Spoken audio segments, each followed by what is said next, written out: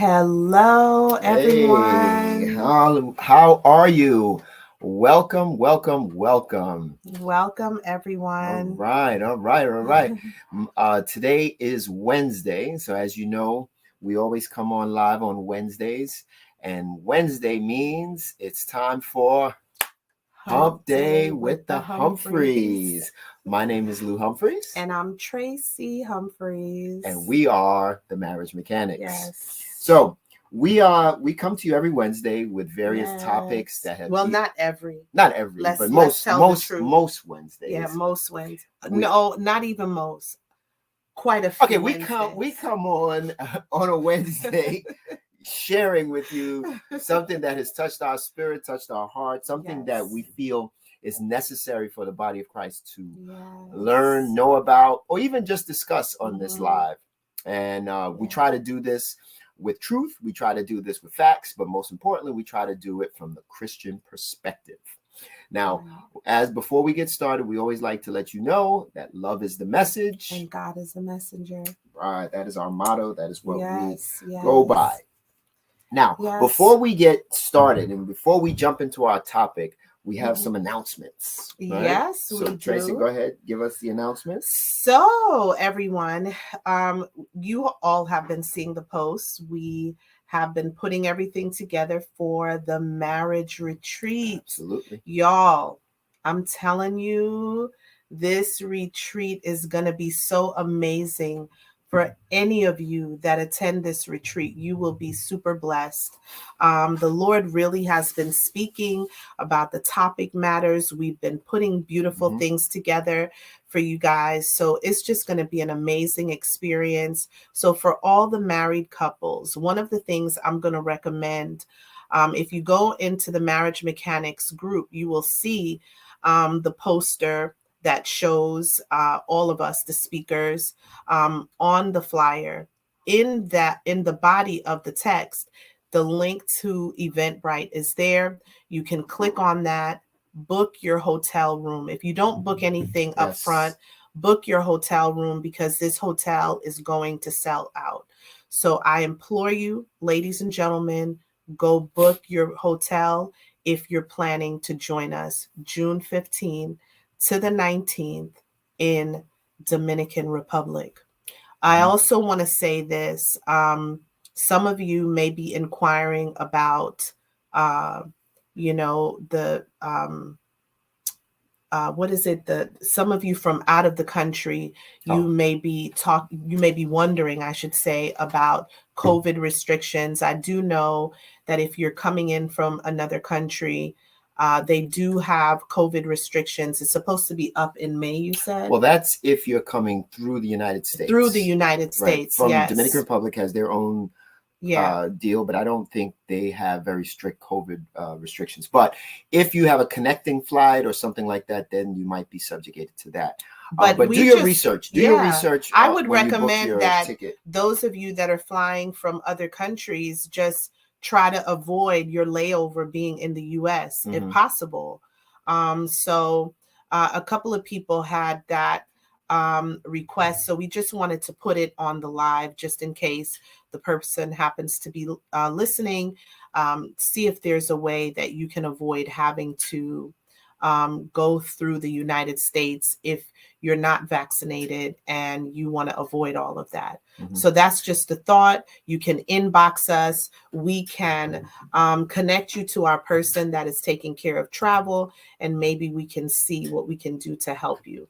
Yeah. All right. So we're very excited. It's going to be an amazing time, y'all. We're looking forward to it. And coming up next week, we have the Taylors. They're going to be joining us on Facebook Live. They're going to be talking about the importance of deliverance in marriage or premarital deliverance, right? And so we're going to really be touching on that, a very powerful topic. As many of you have been seeing, the topic of deliverance has been going on. It's been around for a very long time, since Jesus. for a couple thousand years. But I think people are really understanding now the importance of it. People are curious about it. They want to know about it. People are doing their research.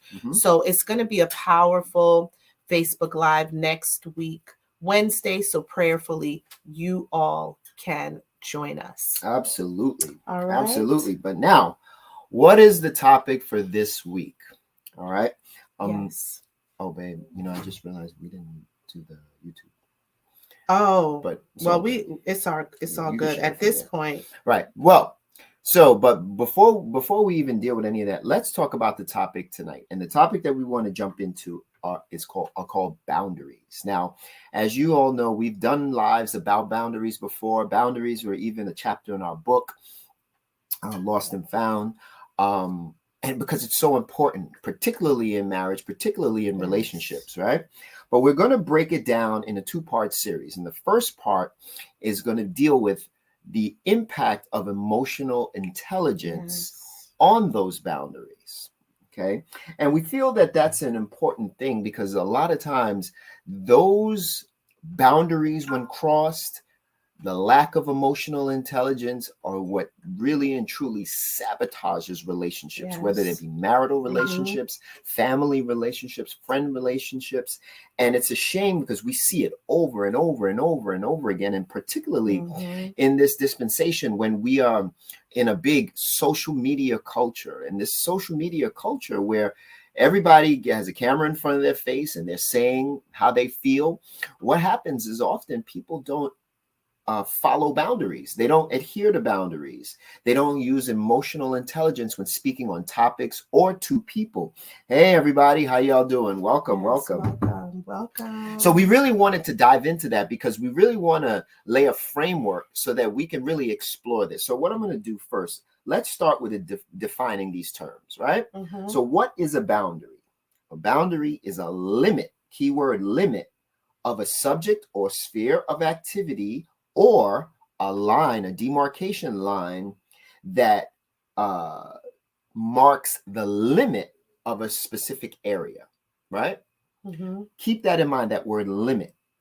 Now, what is emotional intelligence? Well, emotional intelligence is the capacity to be aware of, control, and express one's emotions and to handle interpersonal relationships fairly and with empathy.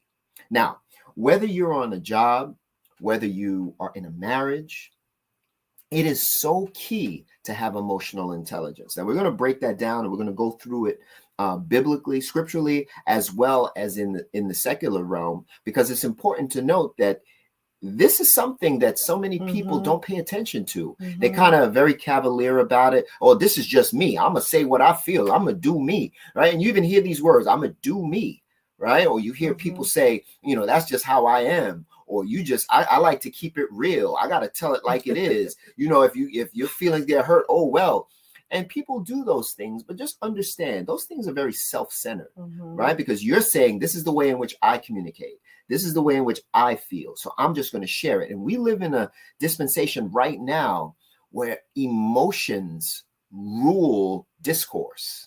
I'll say that again. Emotions rule discourse. And we can't be like that. Because the reason why, you might say, well, Lou, I'm an emotional person. This is how I express myself. But understand this. Emotions are like roller coasters. They go up, they go down, right? One day you're feeling great, next day you're feeling bad.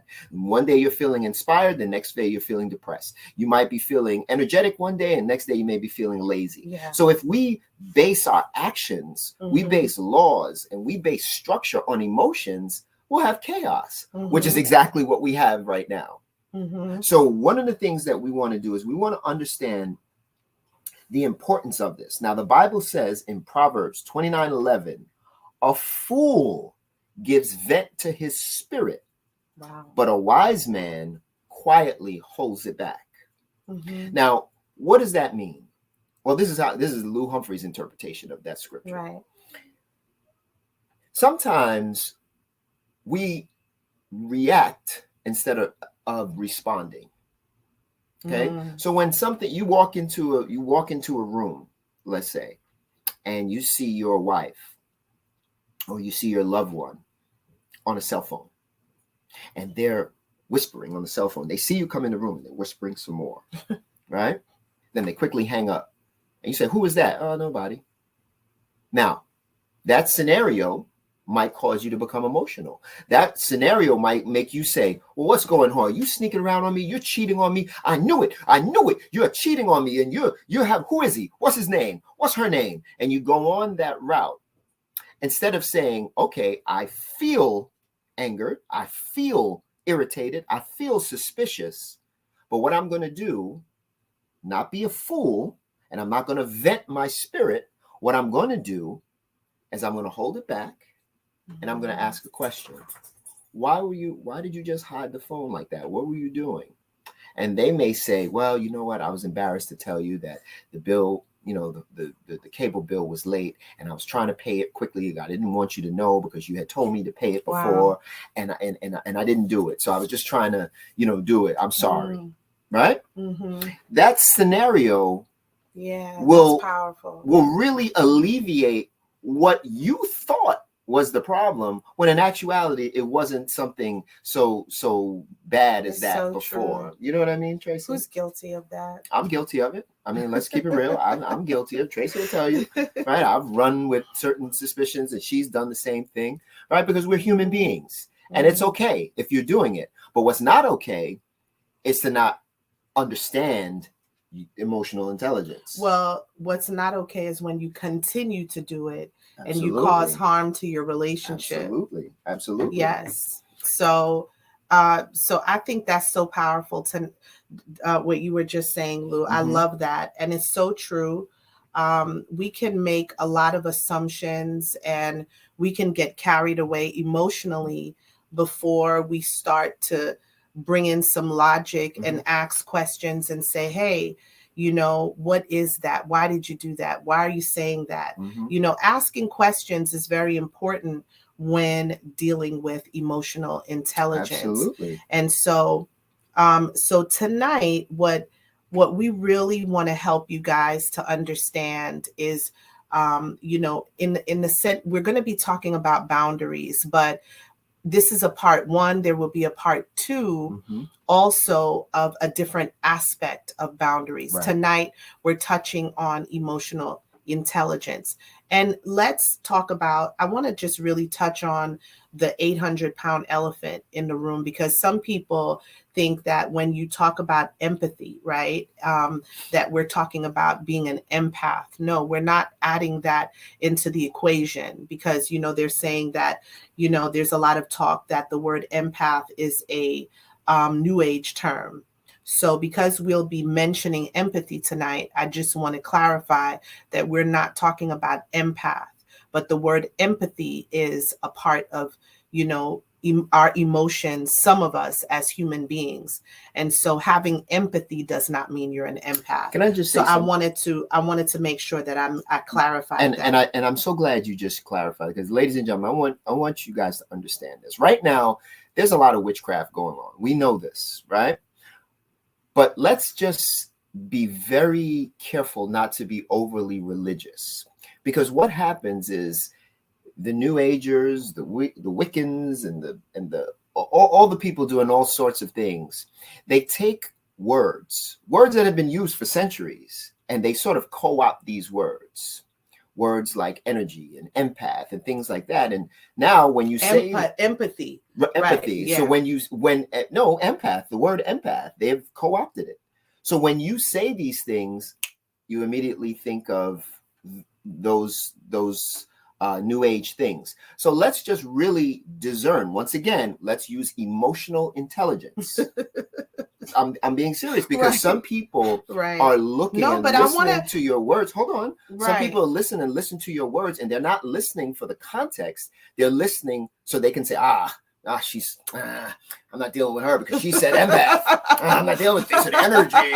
What's going on with these guys? Come on, right? That's a religious spirit, right? That's not using wisdom. That is not using discern. Use discernment. If someone says, "Whew, man, I had a lot of energy when I went to the gym." Oh, really? You had a lot of energy? What kind of gym are you going to? Right? And then you start getting into all these things. I mean, people do these things. Right? It's so true. So let's just make sure that I wanted to put that out there. So go ahead, babe. I don't want to, but I wasn't trying to be funny, but I'm just really, because I sometimes, you know, like, man, do I even say this word? Because this is exactly what the word means, but I don't want to be accused of being a warlock or something, you know? Right.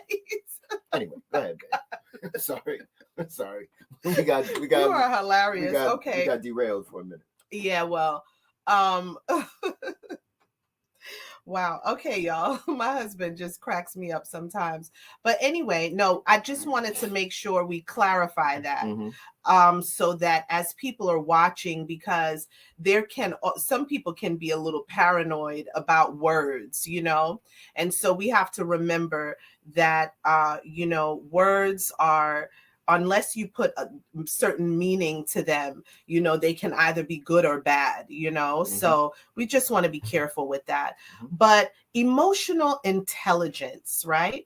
It's defined as the ability to understand and manage your own emotions, as well as recognize and influence the emotions of those around you. Essentially, your emotions when you walk into a room can either make people feel good or it can drag people down. Wow. Have you ever been around a person, you go around them, you're feeling good, you're feeling happy, but the moment that you're around them, you start to feel like, you know, someone just poured, you know, some, you know, I don't know, some darkness over you, right? And so we do have the ability to affect and even infect the people that are around us, you know, whether it's our spouses, our family, our friends, our business, our job, you know, like Lou was talking about earlier, when you go around some people say things like, oh, that person has bad energy, right?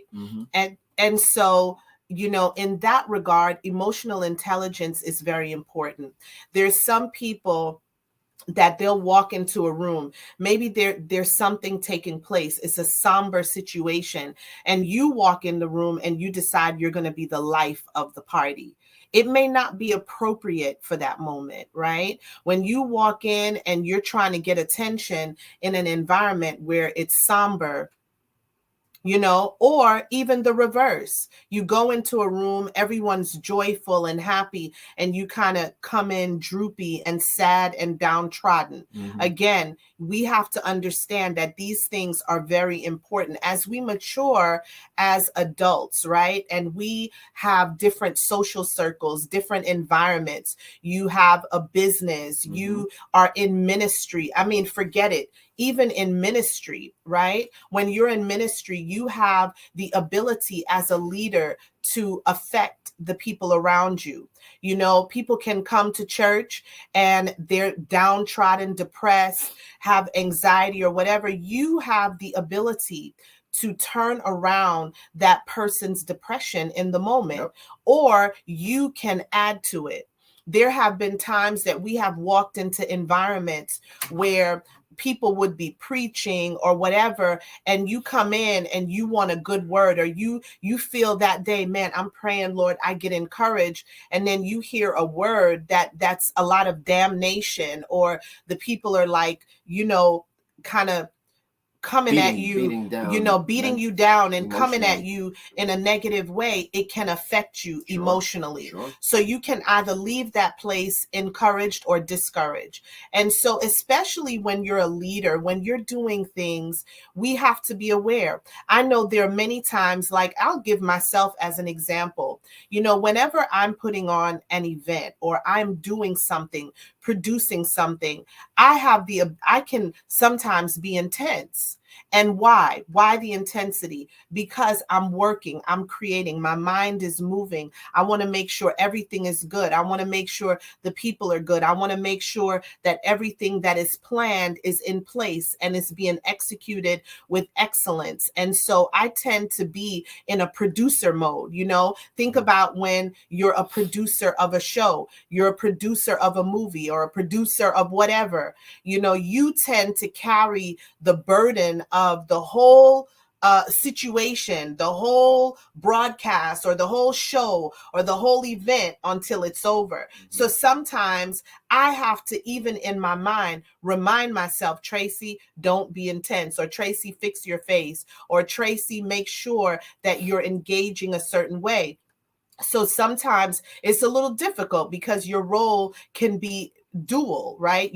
You're around a lot of people, so you want to be entertaining, you want to make people feel welcome, but at the same time you are producing, you're creating, you want to make sure that whatever it is that you're doing is done in excellence, right?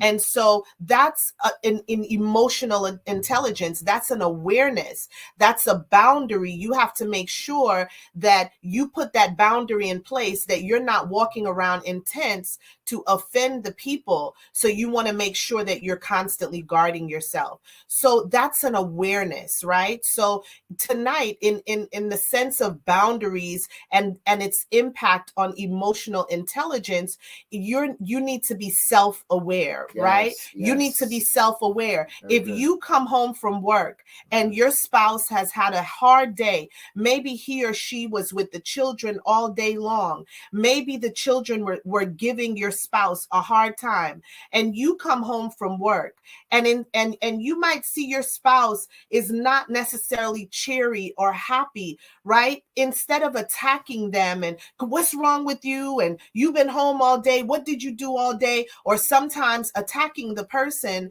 you need to find out, babe, are you okay? How was your day? What happened? You know, maybe the person is just going through something. Maybe, you know, as a woman, maybe she's on her cycle and she has cramps. It could be a plethora of things. And so instead of you coming in to the environment and bringing more dreariness or more frustration or more anger to your spouse, you want to be the one to make that person feel better. You want to be the one to pull that person out of the situation. Yes, even though you just came home from work and they have been at home all day long. So you never know what a person is going through on the inside.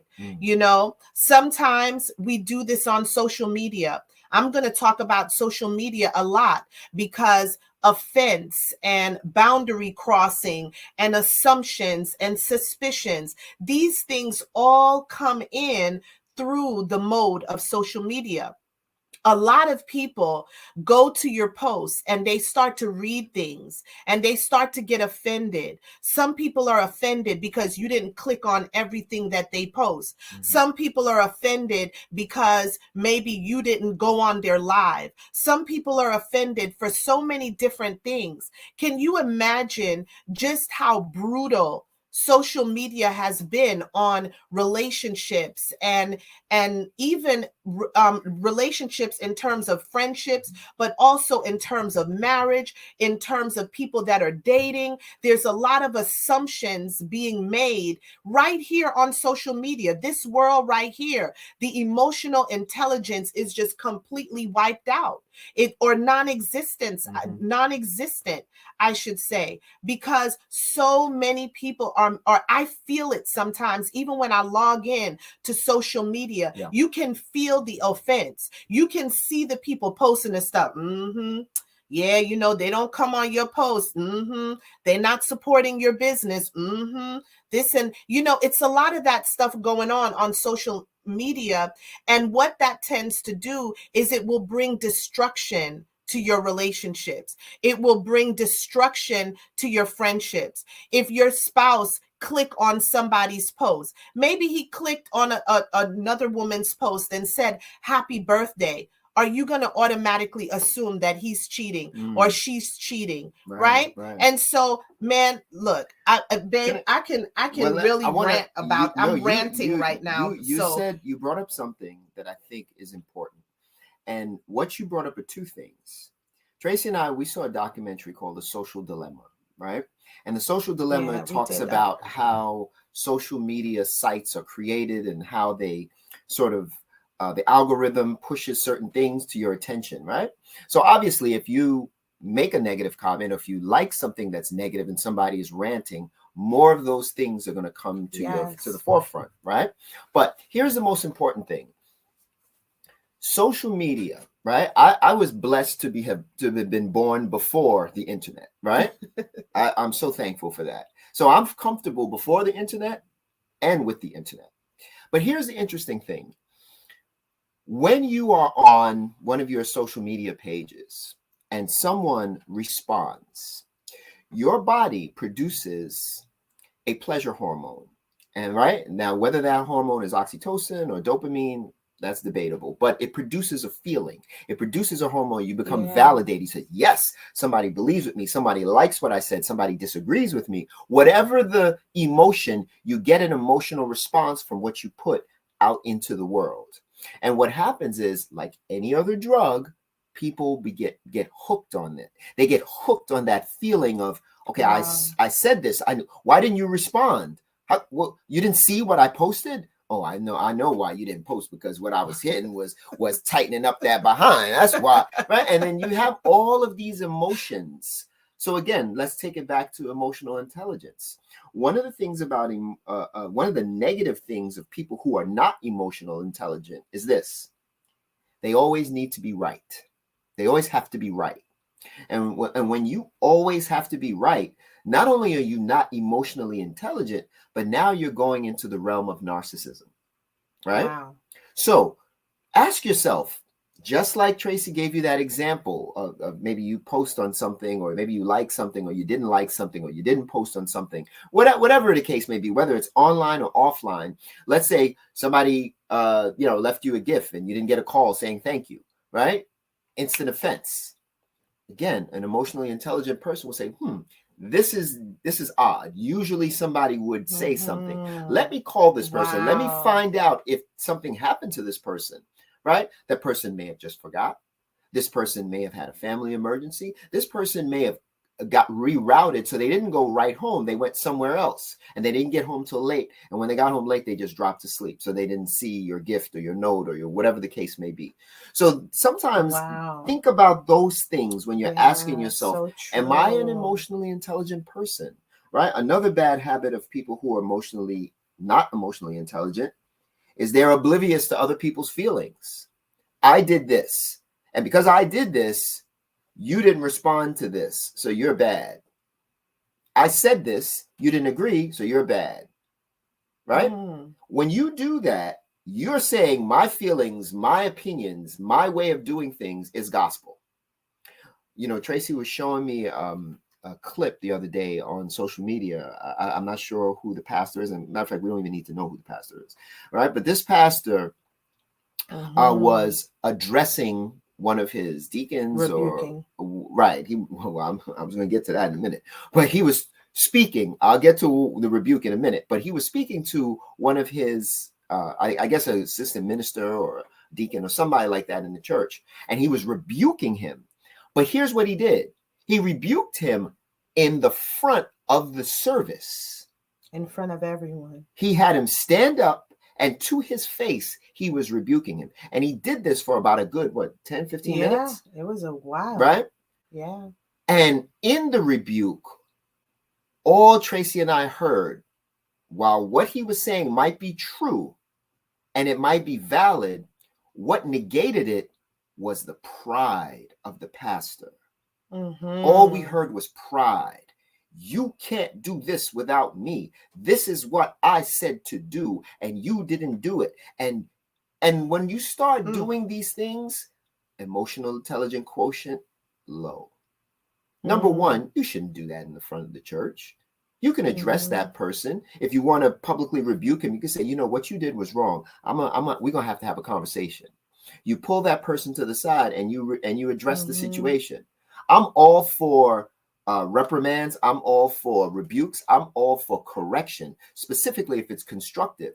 But again, emotional intelligence plays a role. Now, for the men out there, specifically men have this challenge, I think, the most.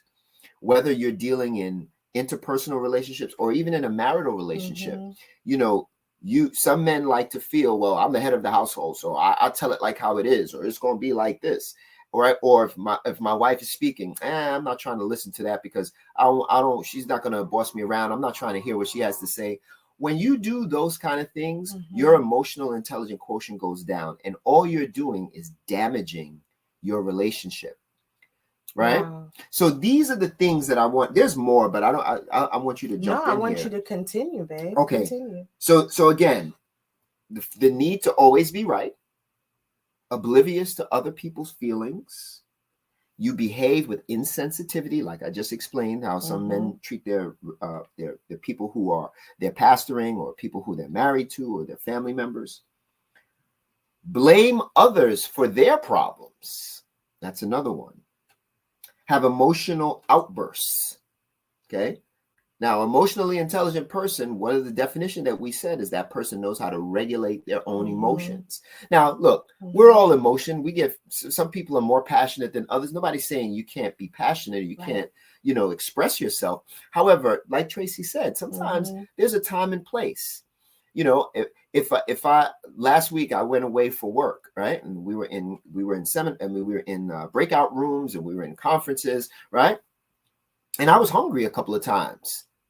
Now, if I said, man, forget this, a brother's starving up in this piece. We've been in here 3 hours. When a brother gonna get something to eat up in here, right?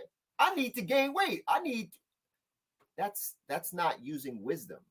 My stomach is growling, so I'm gonna make this emotional outburst because I'm hungry. Or not even emotional outbursts. You leave the meeting and miss something very important because you decide that you're just going to give in to your hunger in your moment. Yeah. That's why a lot of people have problems with fasting, right? Because fasting says, I'm going to choose to subjugate my flesh. I'm going to choose to subjugate my hunger, right? And during that time, your stomach is screaming at you, hey, feed me. What's going on, right? But you are choosing to feed on the word of God instead of physical food.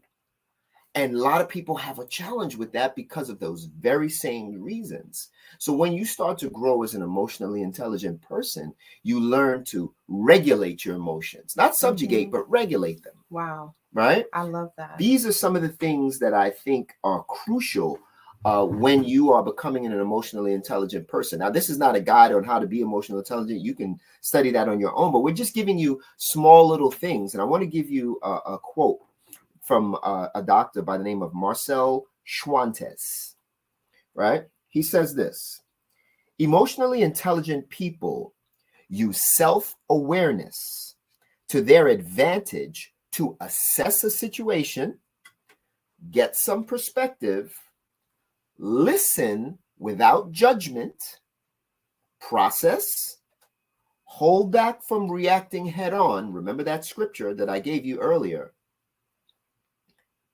At times, it means the decision to sit on the decision. Thinking over your situation rationally, without drama, you'll eventually arrive at other, more sane conclusions. Right? Proverbs is full of exhortations about how to be emotionally intelligent. It says here in Proverbs 23, it's an honor for a man to keep aloof from strife, but every fool will be quarreling. Right? You know what? I also want to share Corinthians 13:5. It says, examine yourselves to see whether you are in the faith. Test yourselves. Or do you not realize this about yourselves, that Jesus Christ is in you? Unless indeed you fail to meet the test. Wow.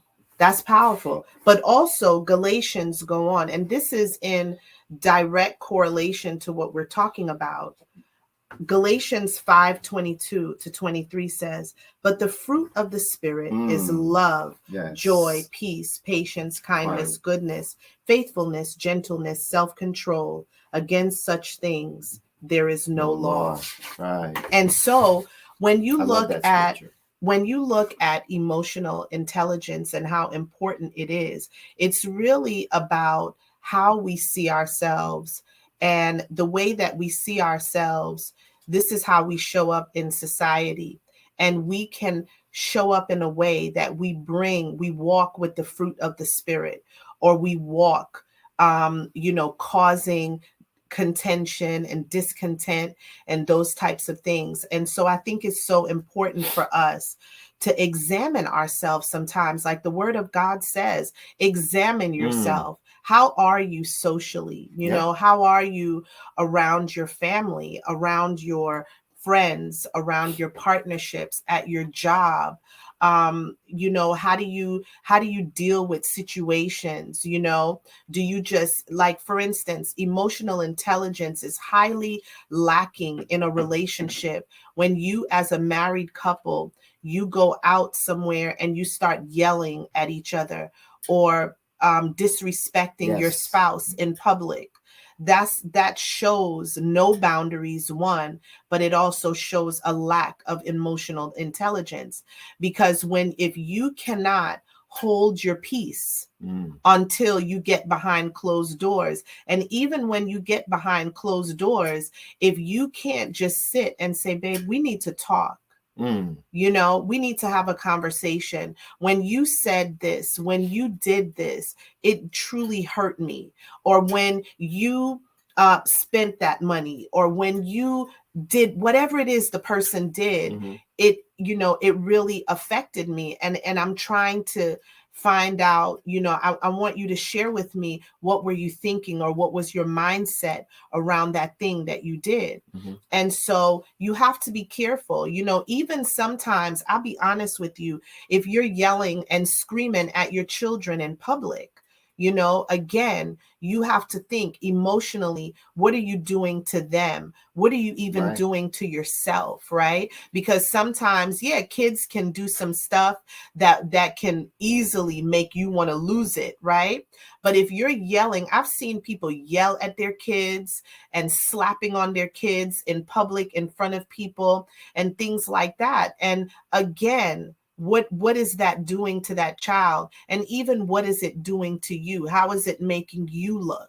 Right. And so we have to have that constant awareness of how we are doing things and showing up. You know, going back even to social media, I always recommend that you not make assumptions about people. You know, one of the things about being in a prophetic environment, right? I'm going to talk about this a little bit, and you know, it maybe some people, it'll raise some eyebrows, maybe it won't. But when you're in a prophetic environment, especially when you're around people who are dreamers, right? I'm a dreamer. So I dream. The Lord shows me a lot of things in my dreams. And so some people, you might, before you went to bed, I'm just giving an example, you might see someone's post, or the thought of the person popped in your head. And then you might have a dream about that person, and the dream may not be good. I'm not saying that what you dreamt is not valid, but I do believe that we have to be more responsible with our dreams. So there's a lot of prophetic people, a lot of seers, a lot of people who get visions and things like that. We have to make sure that we're praying over them and assessing them properly, because the enemy can always use people in your dream, and then you go out and you start thinking, oh, this one is a witch, that one is a warlock, that when you start making assumptions, this one don't like you, that one don't like you, oh, I had a dream about this person. There's a myriad of things and chatter that happens on social media that can cause you to destroy relationships that God has put in your life to bless you. So I want you to understand, emotional intelligence will let you say, okay, Lord, I had this dream. You write it down. I dreamt about this person. I saw them doing this and that in the dream. You know, Lord, give me more context, give me more wisdom and knowledge on what it is that I'm seeing. And so eventually, if it's true, it will present itself. But there's some people, they get a dream or some things happen, and or they go on people's posts and they read it, they start becoming offended, and they're wondering if it's them, or, oh, I wonder if she's talking about me. And you know, when you live like that, that's a lot of paranoia, insecurity for a human being. That's a lot of weight on you, and it takes away the zeal for life. It takes away the zeal for you to do the things that God is calling you to do, because you are just caught up with so many things in your mind. And so one of the things, even about, you know, prophetic people or people in just, Christians. You read the word of God. We also have to be mindful not to become overly religious, right? Some of us have become super religious, and when you're like that, your creativity is dimmed, right? Because you're focusing on a lot of small things instead of focusing on the bigger things that God is calling you to do. And so again, I am not discounting. I am not saying you don't evaluate and you don't assess and you don't pray about and make sure that you are being obedient to what God is showing you, but do it in a way where you're using knowledge, wisdom, and understanding. Do it in a way where you're coming from the perspective of someone that is praying about it and interceding about it, instead of immediately going into the realm of offense or going into the realm of suspicion. Again, that is a lot of weight, and it takes the joy out of life. And so I think sometimes, even when you're a prophetic person, you can be burdened with a lot of things, and life can end up being a very depressing place. So I'm just sharing that with you all, just to consider that. That's another group of people that may watch this video. Either you're watching now or you'll watch, at a later date.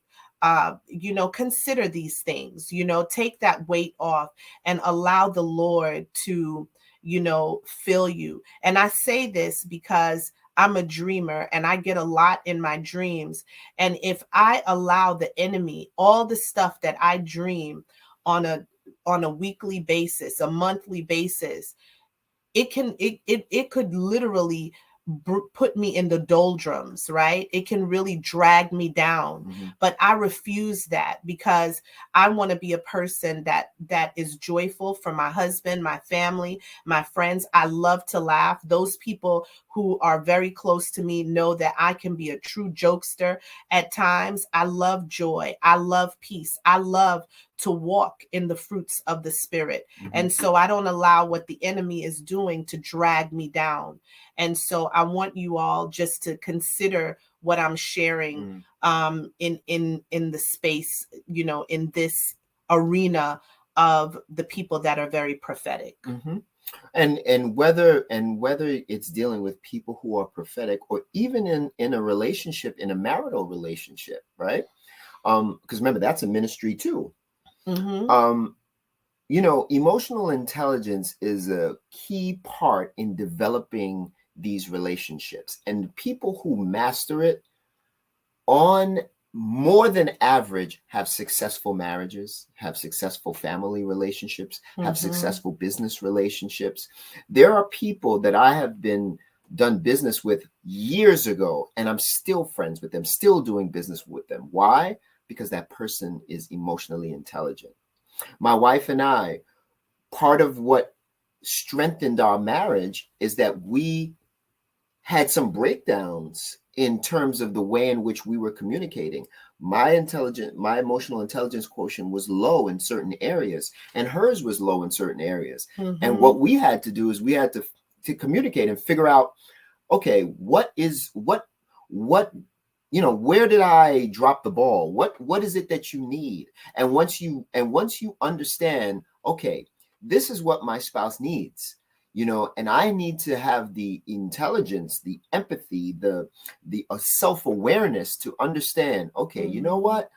If I have to pour into this person a little bit more, this person likes A, so I have to be cognizant of A, even if that's not my natural way of being. And I'll give you a prime example. My wife is a very adventurous, spontaneous person, right? And I could be pretty rote. I could be pretty, I can do the same thing over and over and over again. But because she is that way, I try my best to say, hey, what can I do? Let me try and surprise her. Let me try to do something a little bit out of the ordinary. Let me try to do something that will feed into what it is that makes her happy. Because once you're doing this, now you're A, showing emotional intelligence, but B, I'm doing it out of love, right? You love the person. You want to express this to people, to your partner. And what happens is a lot of marriages, a lot of relationships break down because people are only concerned about what they think, what they feel, and that supersedes everything. Yeah. You know, and we've got to start doing better. Yeah. We've got to learn, say, hey, this may be how I feel, but right now is not a good time to share that, because this person is not in a place where they can receive that right now. You know, I'll give you something, one other thing, Tracy, and I want you to jump in here. But when Tracy and I first got married, and this is one of the things I truly cherish, is that we made a pact, and we said that we would not argue maliciously or viciously. We wouldn't go below the belt. We won't curse at each other. We won't call each other out of our names. And we made this pact when things were nice, when things were lovey-dovey, when things were good. We said, we are going to live our lives like this. This is going to be a part of our marriage. And when we talked about it in the beginning, I was like, sure, absolutely. I didn't think that was going to be a thing, because you never think you're going to be arguing. But years later, that pact was put to the test. Tracy will tell you, there's been plenty of times when we've argued, we were going at it, we got hyper, we got passionate, but we always remembered that boundary that we established. We didn't go past that boundary. Now, don't get me wrong, we've come very close, but we always maintain that boundary. Remember, I told you in the definition of boundary was limit, right? What's the limit that you're going to establish? And we established that limit, and as a result, that kept us through a lot of hard times, because we maintained that specific boundary. I believe that, a part of premarital counseling, every couple should really sit and talk about boundaries. The different areas of their life where they're going to establish boundaries, because when you need to have boundaries in your family, in your friendships, and you need to be able to communicate those boundaries in a way that people will understand and respect them. And you have to hold people accountable to respecting your boundaries, because even when you say, you can tell people, hey, this is my boundary, don't cross it. People will always try you. That's one thing I know about human beings. Your children will try you. Your spouse will try you. Your coworkers will, everybody in your life, they will try to cross those boundaries. And what you have to do is make sure that you are not loose with your boundaries. Because if you tell someone, for instance, if you tell someone, don't curse, cursing is a real issue for me, and every time you speak to them, they curse, and they'll call you, they'll text you curses, they'll do things like that. You have to, at that point, you give them once or twice at the most to reestablish those boundaries. And then for a little while, you might have to go through a season of separation, because if someone is communicating in a way that is very toxic for you, don't just take it. It is not your responsibility to take people, ingest people's toxicity. One of the things about, my friends, I have some close friends. If we don't like something, we express it. Hey, that thing that you're doing, or that thing you keep saying, or whatever it is, we'll say, it makes me feel uncomfortable. Please don't do that. I'll tell my husband that, babe, I don't like that. And he'll say, okay, I'm sorry, I apologize. I'll do the same thing. He'll say, babe, don't do that.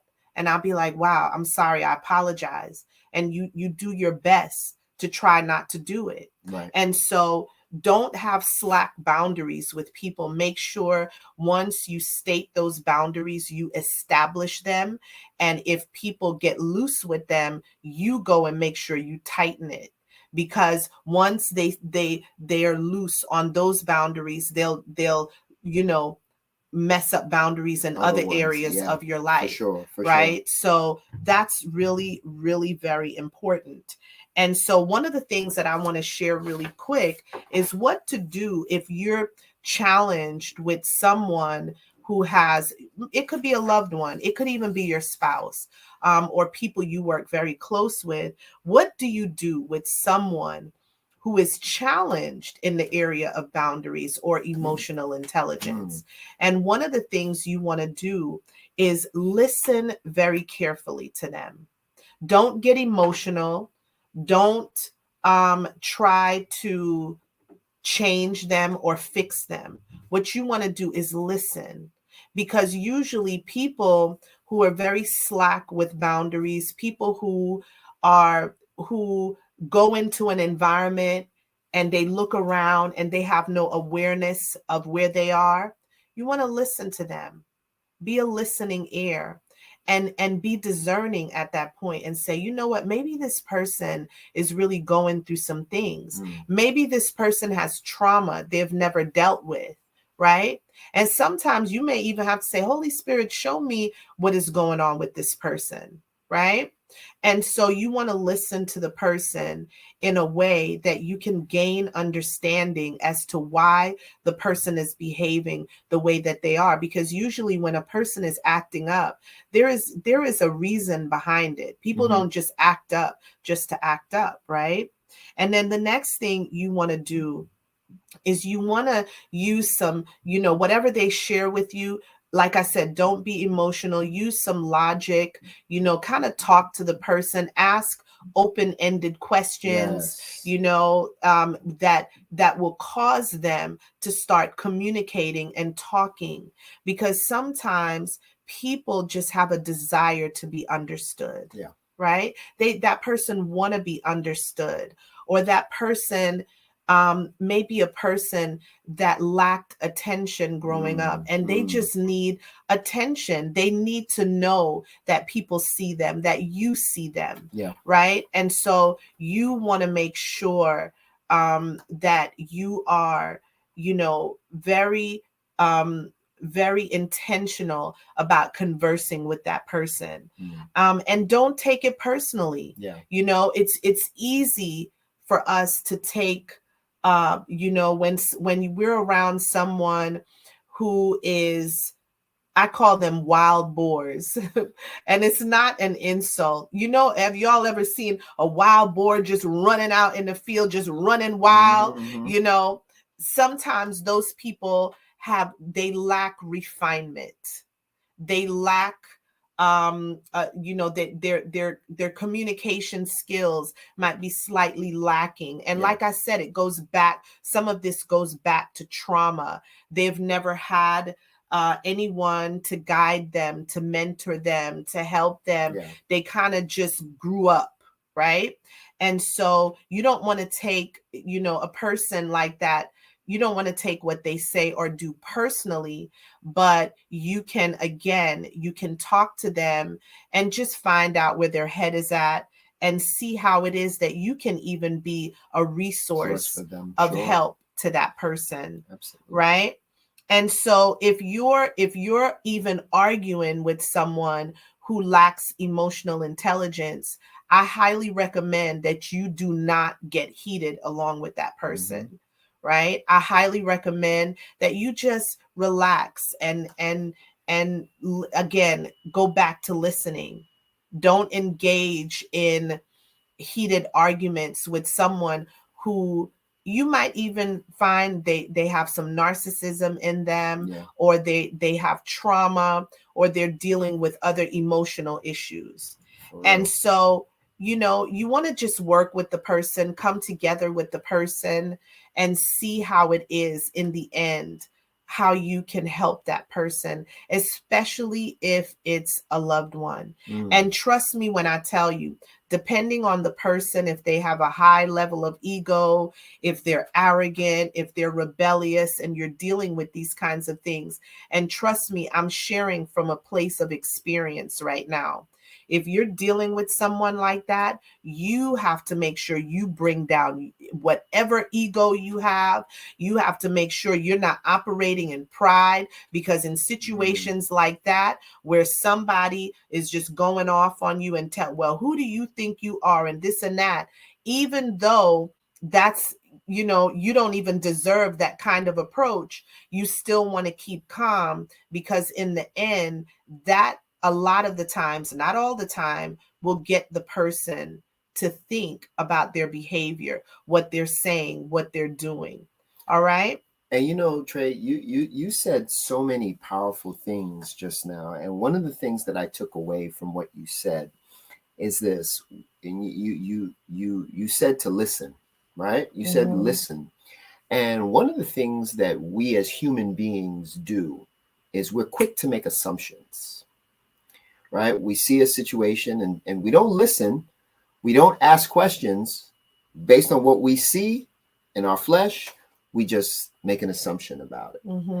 And one of my mentors said, assumption is the lowest form of knowledge. So, and really, communication. Right. So really and truthfully, I really hope people were listening to you when you shared that. Listen, just listen. Use some wisdom, use some discernment, right? Don't be so quick to react or to assume. All that is flesh-based. All that is just your emotions and your flesh telling you, this is what it has to be, or I'm offended or whatever. And learn to really listen, talk, discuss it. Think about what you're going to say. Even if you don't say anything, think about how you're going to respond. Because once you take those moments, you might look at something in a totally different way than you did initially. And that is so important in marriage, because very often, a lot of times, arguments happen. And when it's happening in a passionate moment, you start to look at the person that you're arguing with as your enemy. And in marriage, there is no enemy, right? Yes. And the only way you take that down is when you don't make those kind of assumptions, or you don't go off of your flesh. You kind of say, all right, you know what? Let me listen. And even if the hairs on your neck stand up, you just go, you know what? Let me just listen. Let me listen. Let me hear her out. Let me hear him out. Maybe this person who I love has a point of view that I need to take into consideration. I just wanted to share that, because and again, guys, this takes practice. We've been married this year. We'll be married in July, 23 years. So we've been practicing this for 23 years on so many different levels, right? And so over time, as you grow as a couple, you grow in knowledge, wisdom, understanding where each other's lives is concerned. You're gonna find that you have to. The main thing is you. You have to take down your pride, your arrogance, your need to be right all the time. Your need to feel like, well, even sometimes, even if you think you're right, sometimes it's not necessary for you to enforce, I'm right, because again, that's arrogance. Again, that's pride. And so you're stepping into, you're challenging your relationship with Christ, because you want to prove to this person that you're right. Man, we live in a society where that right there, this pride thing, we have to really be careful. We have to constantly pray about it. We have to constantly repent about pride, because sometimes when we think we're not being prideful, that's when you really got to repent, because that can sneak up on you and bite you in the back. And so pride is a big issue when it comes to, just relationships, but also even with boundaries and creating boundaries. Like if my husband tells me, babe, I don't like something, but I still try to do it, that's so prideful. If I intentionally try to overstep another person's boundaries because I need to prove my strength to that person. I don't care whether you're a leader or you're, a leader of people, in whether in business or in ministry or leading your family, pride is something that we just really have to be very careful of. It's destroyed so many Absolutely. relationships. And so, And pride, and think of, and God hates pride the most. If you, I always say this, pride is the sin that got the devil kicked out of heaven. Yeah, it's the sin that the Lord doesn't like the most. So just keep that in mind. And it's hard sometimes, because we as human beings like to be right. If I feel convicted about it, I know I feel strongly about it. But sometimes it's better. I'd rather be married than right. All right, and think about it like that. I'd rather be married than right. Yeah, it's so true. But there's some people that would rather be right than married. There are some out there, and that's a huge challenge. But we really just wanted to touch on this topic. We believe that boundaries is something that we're always striving to make sure that we're respecting each other's boundaries, other people's boundaries. If someone tells me something, I do my best to make sure that I don't cross that person's boundaries.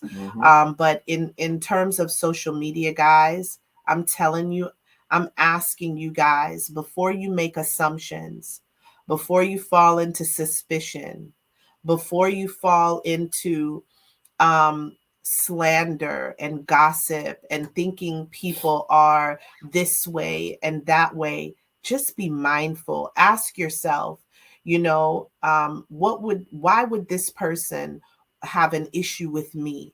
There's some people that literally likes to feel like they have a lot of haters because somehow that puts them on top. I'm being real, but that's a very immature way to look at life. Having a bunch of haters, all these haters are hating on me because I don't know, does that give someone a level of importance?